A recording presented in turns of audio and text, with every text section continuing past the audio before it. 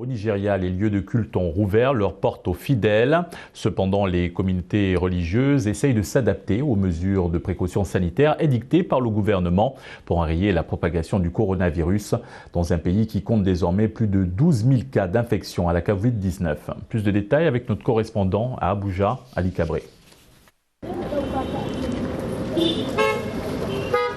La levée d'interdiction de rassemblement dans les lieux de culte a pris effet la semaine dernière sur toute l'étendue du territoire national, mais avec une condition, la réouverture devrait se faire selon les prescriptions édictées par chacun des 36 États du pays. Dans l'État de Lagos, par exemple, la mesure n'est pas encore effective en raison du choix opéré par le gouvernement, en accord avec les leaders religieux, chrétiens et musulmans, de ne pas ouvrir maintenant. Dans la capitale fédérale, Abuja, l'on a repris le chemin des prières en groupe dans les mosquées et les églises, mais l'on reste conscient que l'exercice de la spiritualité doit se conjuguer avec les exigences de la préservation de la vie des fidèles.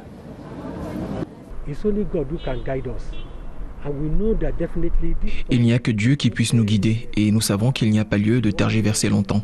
La seule chose qui devrait nous préoccuper, c'est de prier Dieu pour qu'il nous pardonne nos péchés.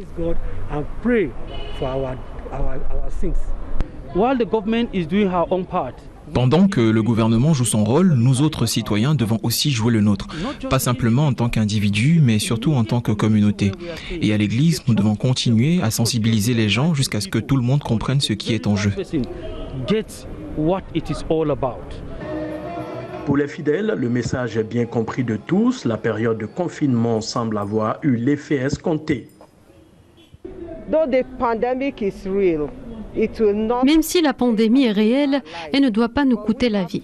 Nous devons bien nous comporter pour rester en vie, obéir aux directives, respecter les mesures de précaution et continuer de prier en attendant que Dieu nous donne sa bénédiction.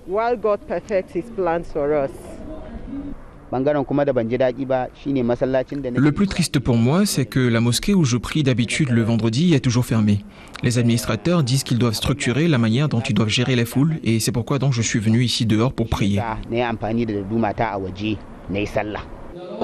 Cette levée des restrictions pour les lieux de culte constitue la mise en œuvre de la deuxième phase du déconfinement.